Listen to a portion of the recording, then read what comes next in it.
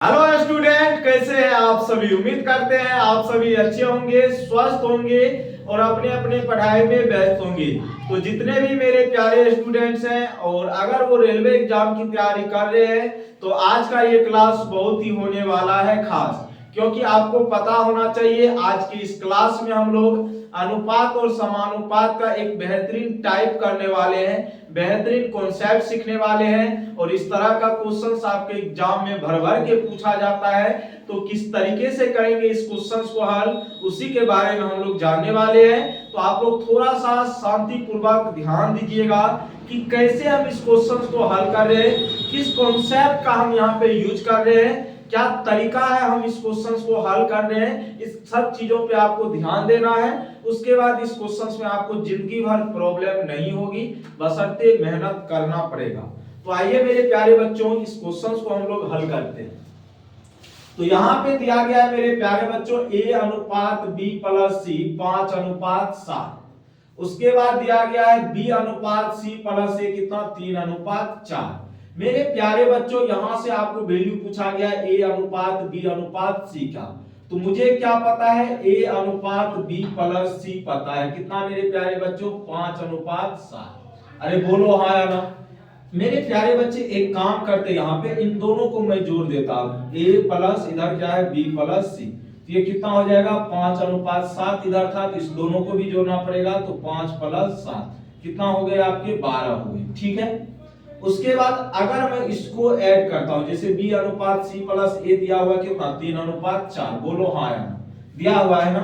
अब मैं इन दोनों को ऐड कर रहा हूं, तो b plus c plus a बराबर इधर भी जोड़ना पड़ेगा, 3 प्लस 4 कितना हो गया 7, कितना हो गया 7, बोलो हाँ या ना। मैं दोनों को क्या कर रहा हूं, ऐड कर रहा हूं। क्या कर रहा हूं मेरे प्यारे बच्चे, ऐड कर रहा हूं। तो यहाँ पे मेरे प्यारे बच्चे एक चीज आप नोटिस करेंगे, यहाँ पे आपका a plus b plus c कितना आया 12 और यहाँ पे a plus b plus c कितना आया आपका 7। ये गलत बात है, क्योंकि तीनों क्वांटिटी तो एक ही है, यहाँ भी a है, यहाँ भी b, यहाँ पे c, यहाँ भी a, यहाँ पे b, यहाँ पे c, मतलब दोनों जगह सेम राशि है और इसका वैल्यू अलग अलग आए ऐसा संभव नहीं है।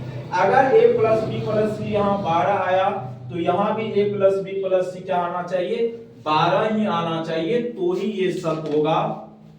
लेकिन क्वेश्चंस में तो ऐसा नहीं है दिया हुआ, दोनों बराबर है। अगर बराबर नहीं है तो बराबर करना पड़ेगा। बात को समझे कि नहीं है। जैसे किसी के पास 20 रुपया है और एक के पास 40 है, तो दोनों मिला के कितना होगा 60 ही होगा ना। तो यहाँ पे एक चीज देखो ना, यहाँ पे ए बी सी है, तीनों मिलके 12 हो रहा है, यहाँ ए बी सी है, तीनों मिलके 7 हो रहे, तो ये गलत बात है। अगर यहाँ 12 है तो यहाँ भी 12 करना पड़ेगा और उसमें हमें महारत हासिल है। तो याद रखिएगा, जब भी इस तरह का क्वेश्चन है तो पहले आप जोड़ दीजिए। अगर बराबर है तो अच्छी बात है, अगर बराबर नहीं है तो गलत बात है। तब उसको हम क्या करेंगे, बराबर करेंगे, कुछ इस प्रकार जो अभी हम समझा रहे हैं, समझिएगा। तो भैया मेरे ये कितना हो गया, यहाँ से a प्लस बी प्लस सी कितना हो गया आपका 12 हो गया और यहाँ से कितना हो गया आपका 7 हो गया। ठीक है, तीनों को जब हमने ऐड किया तो यहाँ पे 12 मिला हमको और यहाँ पे कितना मिला 7। बात को समझिएगा। अब मेरे प्यारे बच्चे ध्यान देंगे, 5 अनुपात 7 था, यहाँ पे a अनुपात b प्लस c था, तो मतलब इन दोनों को ऐड किया, 5 और 7 कितने हो गए 12, तो a plus b plus c का योगफल आया, बोलो हाँ या ना। अब भैया ये 12 है तुम्हारा, ये है कितना 7। अब तुम ही जरा सा बताओ, दोनों को मुझे बराबर करना है, तो बराबर करने के लिए क्या करेंगे, एलसीएम लेंगे हम 12 और 7 का। तो 12 और 7 का एलसीएम कितना होता है मेरे प्यारे बच्चे 84। एलसीएम कितना होता है 84, यहाँ पे आप नोट कर लो। ठीक है, आ जाओ। तो भैया मेरे दोनों का एलसीएम 84, 12 को 84 बनाने के लिए 7 से मल्टीप्लाई करना पड़ेगा। अगर आप 12 में 7 से मल्टीप्लाई कर रहे हैं तो इधर भी दोनों में 7 से आपको क्या करना पड़ेगा, मल्टीप्लाई करना पड़ेगा। उसी तरह 7 को अगर 84 बनाना है तो 12 से मल्टीप्लाई इधर करना पड़ेगा, तो इधर भी 12 से मल्टीप्लाई आपको करना पड़ेगा, तब जाके बात बनेगी, नहीं तो नहीं बनेगी। ठीक है, अब इसको आप मिटा दीजिए थोड़ी देर के लिए। अब यहाँ पे देखो ये कितना बन गया, 7 पचे 35, ये 7 49, ये आपका 12 तिया कितना हो गया, 12 तिया कितना हो गया, ये 36 हो गया, 12 तिया 36। और ये हो जाएगा 12 चौका 48। बात को समझना मेरे प्यारे बच्चे। अब यहाँ पे एक चीज समझने वाली बात है, क्या कहेंगे सर ये तो ये हो गया कितना आपका 7 पचे 35 7 सत्ते 49, इधर 12 से किया तो 12 तिया 36, 12 चौका 48। अब प्रॉब्लम क्या है मेरे प्यारे भाई पता है आपको, ए अनुपात बी अनुपात सी निकालना है। अरे बोलो हाँ या ना। अब एक चीज आप नोटिस करो, यहाँ पे 35 और 49 को जोड़ो, ये कितना देगा आपका 84, और यहाँ पे इसको जोड़ो तो ये भी कितना देगा आपका 84। अब दोनों जगह वैल्यू क्या आ रहा है, सेम आ रहा है। अब आपका ठीक है। अब यहाँ पे पहले क्या है, ए अनुपात बी प्लस सी है, तो भैया मेरे ये किसका वैल्यू हो जाएगा बोलो तो ए का वैल्यू हो जाएगा, क्योंकि ए अनुपात बी प्लस सी है तो ये आपका ए का वैल्यू हो गया, तो ए का वैल्यू कितना हो गया 35 अनुपात। अब प्रॉब्लम क्या है भैया, बी का वैल्यू निकालेंगे, तो नीचे में आप देखेंगे बी अनुपात सी प्लस ए दिया हुआ है ना, तो बी अनुपात सी प्लस ए है, तो बी का वैल्यू यहाँ पे कितना हो जाएगा, ये मतलब किसको डिनोट कर रहा है 36 को, तो बी का वैल्यू हो गया 36। अब बात हो गई सी की, भैया अगर यहाँ पे आप देखोगे जैसे ए अनुपात बी प्लस सी है और इसको इक्वल करने पर ये किसके बराबर आया, इक्वल करके अगर जोड़े तो ये 84 के बराबर आया।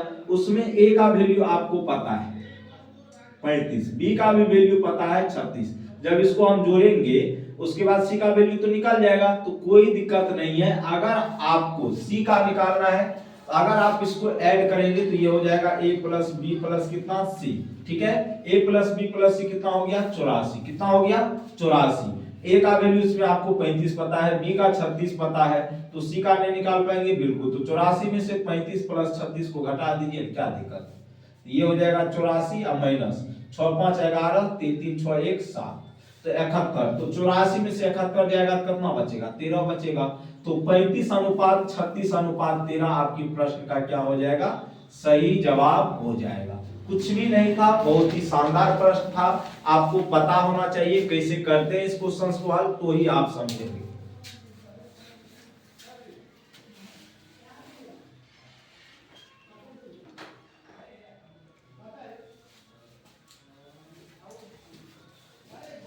चलिए एक और क्वेश्चन है आपके सामने, आप लोग जरा सा हल करके बताना मेरे प्यारे बच्चों। क्वेश्चन तो यही है आपका, ए अनुपात बी प्लस सी बराबर कितना है 7 अनुपात 11, उसके बाद बी अनुपात सी प्लस ए बराबर कितना दिया गया 5 अनुपात 13। अब मेरे प्यारे बच्चे एक काम करो, यहां से आपको क्या निकालना है, ए अनुपात बी अनुपात सी निकालना है, यही ना। तो पहले एक काम करो, इस दोनों को यहाँ पे a अनुपात b प्लस सी है, तो दोनों को ऐड करो तो 7 11 कितने होते हैं 18, तो ये आपके 18, मतलब ऐड करेंगे तो क्या आएगा a प्लस बी प्लस सी आएगा, a प्लस बी प्लस सी कितना आ गया 18, और यहाँ भी अगर ऐड करेंगे इन दोनों को तो 5 13 कितना 18, कितना होगा मेरे ये 18 हो रहा है, ठीक है। 11 7 18, 11 5 18, ठीक है, बोलो हाँ। तो भैया मेरे एक चीज बताओ, यहाँ पे तो दोनों इक्वल है, यहाँ भी ऐड करेंगे तो a प्लस बी प्लस सी आएगा, यहाँ भी a प्लस बी प्लस सी, यहाँ a प्लस बी प्लस सी 18, यहाँ भी a प्लस बी प्लस सी 18।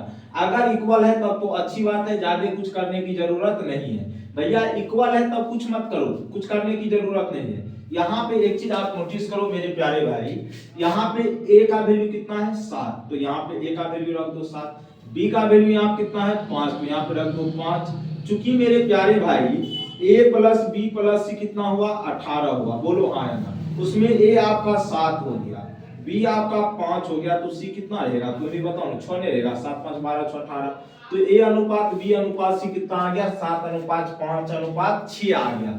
ये कब होगा, जब ये वैल्यू सेम आएगा तब। जैसे हम यहाँ पे जोड़े दोनों को, तो a अनुपात b प्लस सी को जोड़े तो आया a प्लस बी प्लस सी, ये 18, यहाँ भी a प्लस बी प्लस सी 18, दोनों इक्वल था तब हम ऐसा सेव करेंगे। अगर इक्वल नहीं रहेगा तो ये वाला तरीका अपनाएंगे जो इससे पहले हम आपको बताएं। तो आज के लिए इतना ही, बाय बाय, टेक केयर, जय हिंद जय भारत।